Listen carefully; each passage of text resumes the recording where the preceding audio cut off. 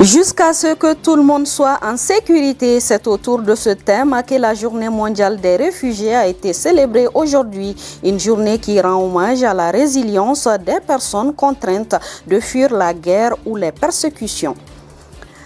Nous nous intéresserons également aux tresses africaines. Ces tresses qui revêtent une signification symbolique profonde semblent ne plus être appréciées par certaines femmes. Qu'est-ce qui explique ce manque d'intérêt? La réponse dans quelques minutes.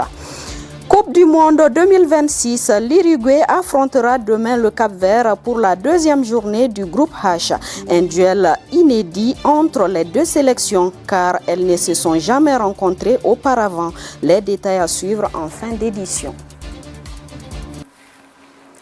Mesdames et messieurs, bonsoir et merci de nous avoir choisis pour vous informer. Les résultats de l'examen du DF ont été rendus publics hier. Environ 312 000 candidats au plan national. On enregistre plus de 200 000 admis, soit un taux de réussite de 65,40%.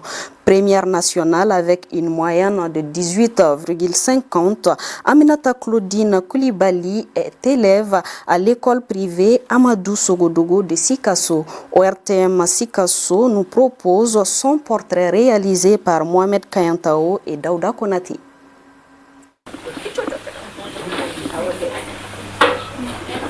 Je suis joyeuse et puis très fière. Je suis fière de ma famille et puis des gens qui m'ont conseillé. Je leur ai dit de travailler, d'écouter l'explication du maître, de consacrer plus de temps aux études qu'aux amusements inutiles. Parce que après, seul le travail va déterminer les gens. Je remercie le DECAP et les autorités scolaires. Je les remercie pour leur attention. Et puis, je suis très fière de représenter les élèves de notre pays.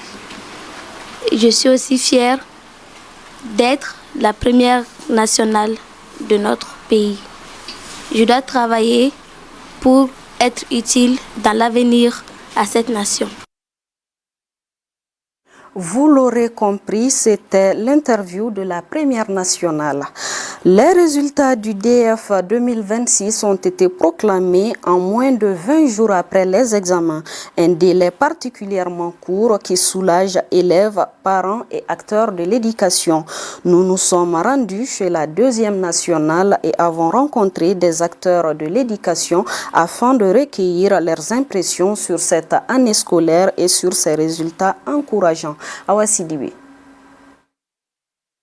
Éloquente, posée et sûre d'elle, Khadija Aliou Cissé impressionne autant par sa personnalité que par son parcours scolaire. À seulement 15 ans, elle décroche la deuxième place au classement national du DEF 2026 avec une moyenne de 18,23.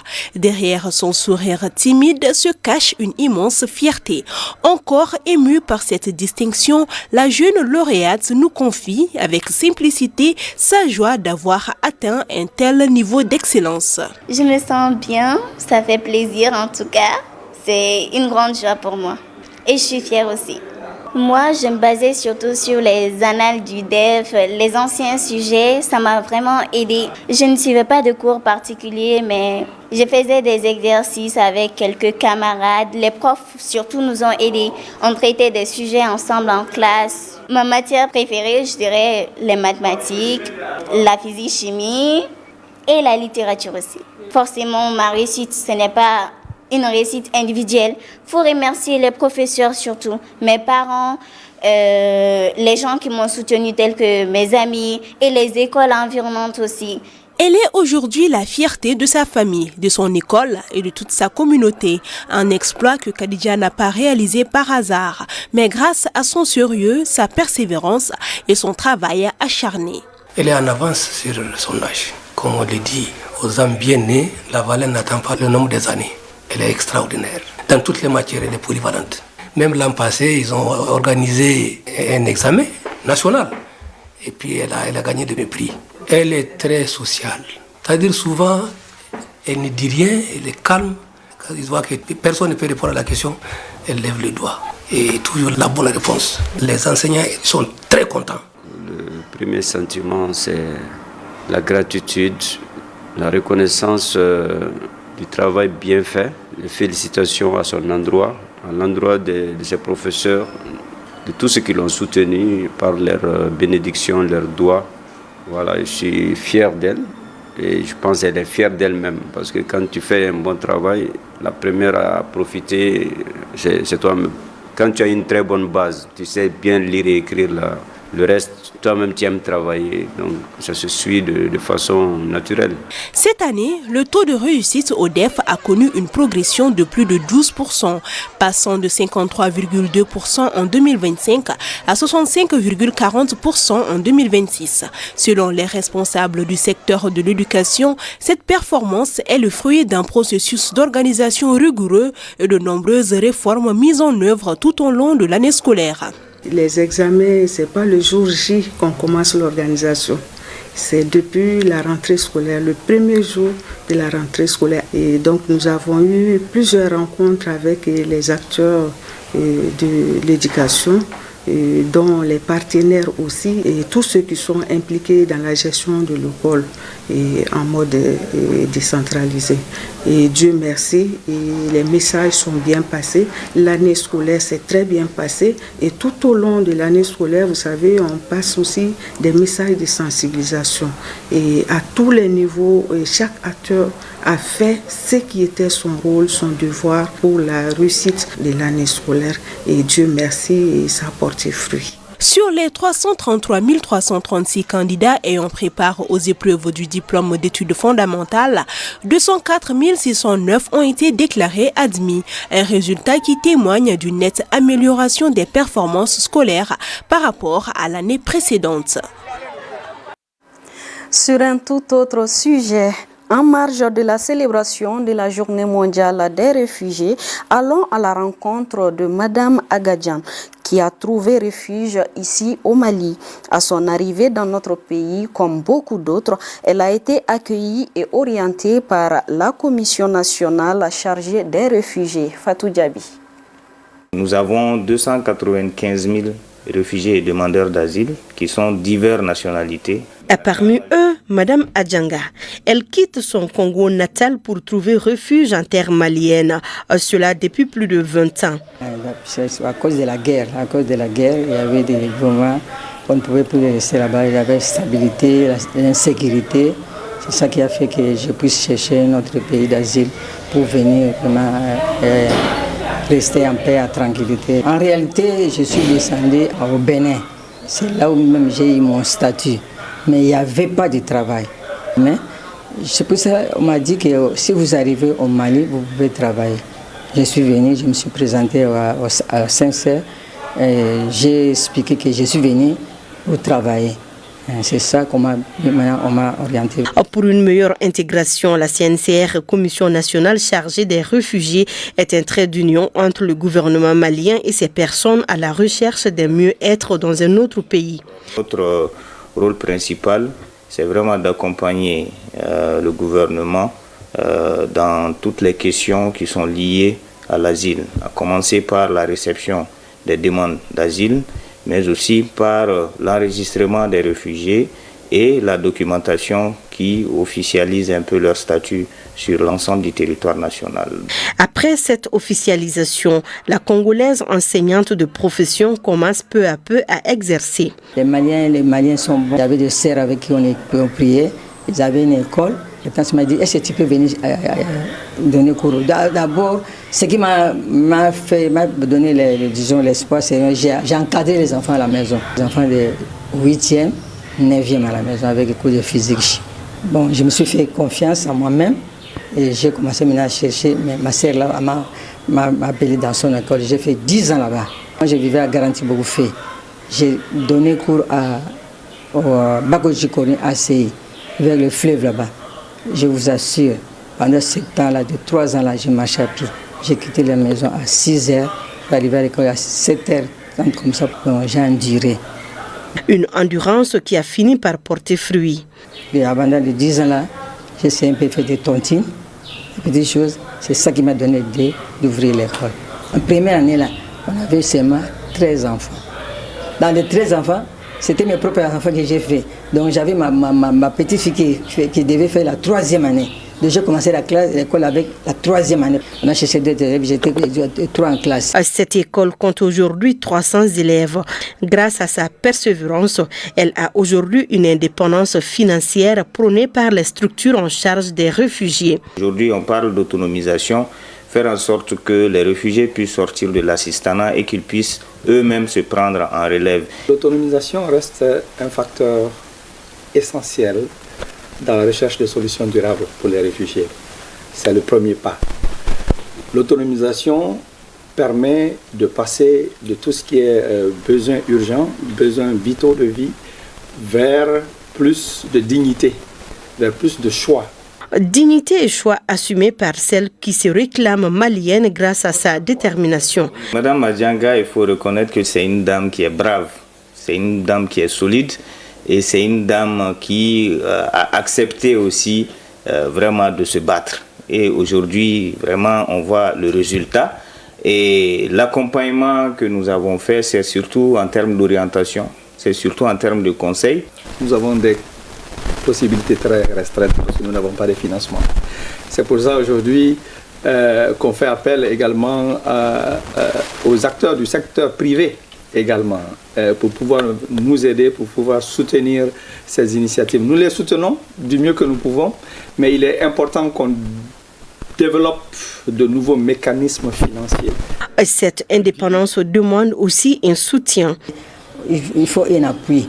Parce que pour renouveler les équipements, pour améliorer les conditions de vie des enfants, pour le moment il n'y a pas de courant, vous voyez, on peut mettre des panneaux pour que les enfants soient à l'aise. Il y a des actions que nous travaillons depuis maintenant quelques années avec le gouvernement du Mali. Une des actions prioritaires, c'est la documentation. La documentation permet de donner aux réfugiés le droit de mener des activités, le droit de se déplacer et tout autre droit économique, je dirais. Et cela, c'est un travail qu'on fait en étroite collaboration avec les différents ministères, le ministère de l'administration du territoire et également d'autres ministères qui travaillent sur la situation de réfugiés. Arrivée en une autre terre africaine, celle du Mali en 2002, la dame Adjanga n'a pas eu de difficulté à s'intégrer. Je ne parle pas bien Bambara, c'est ça qui fait un problème avec moi. Mais sinon, dans l'ambiance générale, on est vraiment en bon terme. Moi, partout, je suis en bon terme avec les religieux. Il y a rien entre nous. C'est intense. Les gens vraiment avec nous, on vit vraiment en parfaite harmonie, quoi. On cohabite bien ensemble. Une cohabitation générale que Madame Adjanga n'abandonnerait pour rien au monde. Chez moi là-bas, je n'ai plus de références. Je ne sais pas pour flatter. Nous dans la Bible on dit que là où il faut le prendre de tes pieds, cela t'appartient. Ce pays-là, c'est comme mon pays. Mais je déplore seulement que je ne parle pas la langue. C'est ça qui est mal pour moi. Au Mali, selon le Centre de recherche et de lutte contre la drépanocytose, environ 1000 personnes sont dépistées chaque année.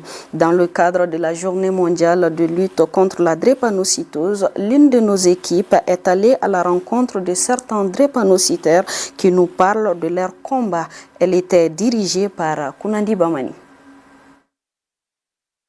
Au Centre de recherche et de lutte contre la drépanocytose, nous avons rencontré Togola Urokia Kone, une drépanocytaire, hospitalisée suite à une crise. Elle nous confie comment la maladie se manifeste chez elle. Souvent, ça vient au niveau du pied, au niveau de la hanche, de la poitrine et même au niveau du ventre aussi. Souvent, j'ai des migraines aussi.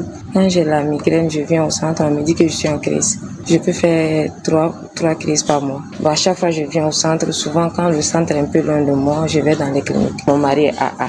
On a fait l'électrophorèse avant le mariage. Alhamdoulilah, j'ai une fille. Elle n'a pas de signe. La maladie les fatigue énormément. Mes filles font fréquemment des crises drépanocytaires. Les crises sont horribles à voir, surtout quand elles surviennent la nuit. La seule façon d'alléger leur souffrance est de les conduire à l'hôpital le plus tôt possible pour les soins. Je demande à la population de soutenir les drépanocytaires. En ville, nous avons rencontré une jeune dame qui a souhaité garder l'anonymat. Elle nous explique ses moments de crise et comment ses proches l'assistent dans la maladie. La maladie a débuté chez moi depuis que j'avais l'âge de 6 ans, que je me lavais un peu sous la pluie. La crise est venue, on est parti à l'hôpital. Après analyse, on a dit que c'était la drépanocytose série SS. Au début, ça se manifestait juste avec les pieds et les 2 mains. Des fois, c'était juste à 4 jours avant que j'aille au centre. Après, ça dure 1 semaine, des fois 3 jours, 4 jours. Mais vraiment, c'est pas du tout facile quand ça commence. On passe la journée, presque la nuit à pleurer. Moi, ça ne me fatigue pas beaucoup, mais ces derniers temps, ça m'embête beaucoup parce que il y a des coagulations du sang qui se passent au niveau des vaisseaux et c'est ça qui m'embête. J'étais à l'hôpital du Mali avec le professeur Diarra, c'est lui qui m'a demandé de faire l'angioscan du cerveau et des membres inférieurs parce que je commençais à perdre l'usage de mon côté gauche. Donc quand j'ai fait l'angioscan maintenant, je se sont rendu compte que le sang se coagulait dans les vaisseaux. Et il y a certains trucs qui sont totalement foutus maintenant, ça ne marche plus. Ils m'ont donné des traitements que je prends et depuis j'ai un peu la paix. Au Mali, il existe 4 formes de drépanocytose. La plus fréquente est la forme SS. Et chaque forme se traite différemment. La prise en charge est pluridisciplinaire. La douleur qu'un drépanocytaire de phénotype SS fait, c'est la même douleur que le SC et les autres formes en même temps. Maintenant, la différence la plus importante, ça se trouve en fonction de leur taux d'hémoglobine. Nous faisons la prise en charge à l'intérieur ici et nous sommes en collaboration avec d'autres médecins du CHI Gabriel, du CHI de Pongé. Maintenant, la prise en charge ici au centre, d'abord passe par l'enregistrement du patient. Quand le patient est enregistré, on lui donne un numéro. Quand il vient, il est reconnu à travers son numéro. Et cette reconnaissance passe par la forme de sa maladie, mais aussi par le nombre d'hospitalisations. Selon Dr Taré, la prévention de la drépanocytose passe par le dépistage. Pour ne pas vraiment avoir cette maladie, c'est la prévention. Et la prévention passe par le dépistage. Ça devient un peu plus compliqué lorsque la personne fait beaucoup de crises, beaucoup de douleurs. Et ça survient lorsque les mesures de prévention ne sont pas assez prises en compte, ou bien si la personne n'est pas diagnostiquée à temps et qui est diagnostiquée avec des complications, ou bien la personne est au courant, il sait qu'il est drépanocytaire, il n'est pas venu au centre, il est resté à la maison, ou bien il est resté, il fait des traitements traditionnels. On est efficace uniquement que dans la prévention. La lutte contre la drépanocytose repose sur la prévention, le suivi des traitements médicamenteux pour réduire les risques et une bonne hygiène de vie. Les tresses africaines occupent une place importante dans notre culture. Selon un constat, certaines femmes préfèrent les mèches aux tresses africaines. Qu'est-ce qui explique ce choix? Élément de réponse dans ce reportage signé Kurotimi Koulibaly. Dans les salons de coiffure de Bamako, les tresses africaines continuent d'occuper une place importante. Pour plusieurs coiffeuses, cette activité représente un véritable métier et une source de revenus. Depuis 2014, je tresse les cheveux depuis 2014. Cela fait 12 ans maintenant. Ce travail m'aide à subvenir à mes besoins. Parfois, les clients viennent, parfois, il n'y a personne. Au-delà d'un simple métier, les coiffeuses estiment que les tresses africaines offrent aujourd'hui plusieurs modèles adaptés au goût de chacun. Nous faisons plusieurs modèles de nattes, même ceux qu'on voit sur TikTok. Avant de dépenser beaucoup d'argent pour des mèches, venez chez nous. Nous pouvons vous faire de belles tresses à un prix abordable à partir de 500 francs CFA seulement. Pour certaines clientes, les tresses restent un choix esthétique qui permet aussi de valoriser les cheveux naturels. Je suis venue tresser mes cheveux parce que les tresses les rendent plus longs et elles sont très jolies. Certaines personnes ont honte de porter ces coiffures aux événements alors qu'elles sont belles. Moi, j'ai fait ces tresses et je les porte partout. Mais selon certaines personnes, l'abandon des tresses africaines est aussi lié à un changement des habitudes et à l'influence extérieure. Aujourd'hui, nous avons délaissé nos traditions. L'argent dépensé dans les mèches pourrait servir à d'autres choses importantes. Il faut revenir à nos anciennes habitudes et respecter nos traditions. Pour comprendre cette évolution, les regards des spécialistes permettent d'apporter une autre analyse. Les tresses d'abord sont des valeurs identitaires également esthétiques très fortes. Et qu'aujourd'hui, il y a une discrimination autour de ces tresses, tout ce qui est entré avec l'Afrique, où les femmes sont souvent, peut-être, se sentent complexées vis-à-vis de cette valeur ancestrale, culturelle et traditionnelle, qui, à mon avis, doivent être conservées et mettre en valeur. Je dirais qu'il n'y a pas de femme plus belle que la femme africaine. Et nos grands-mères, nos élèves-grands-mères étaient toutes belles avec leur coiffure. On doit vraiment se ressoucier et mettre en valeur ces tresses pour enfin toujours que la femme africaine, surtout la femme malienne, rayonne toujours. Pour les psychologues, il s'agit plutôt d'une question d'image de soi. Ce n'est pas un problème mental parce que ce n'est pas une maladie, c'est un complexe. Et un complexe, maintenant, quand on rentre dans un cadre où on veut ressembler aux autres, forcément, qu'est-ce qu'on va faire? On va essayer de prendre certaines habitudes qui, en réalité, ne sont pas nos habitudes. Donc c'est un complexe, valoriser d'autres cultures que nos cultures. Une éducation, sensibilisation, depuis l'enfance, depuis l'école, également aussi au niveau aussi des autorités, valoriser la culture. Et ceux qui sont pour nous des stars, c'est-à-dire quoi, qui nous représentent à l'extérieur, s'ils en font, je pense que la tendance va suivre. Les tresses africaines restent bien plus qu'une simple coiffure. Elles représentent une partie de l'histoire, de l'identité et de la beauté africaine. Entre modernité et tradition, le défi aujourd'hui est de continuer à valoriser ce patrimoine culturel tout en laissant chacun libre de ses choix.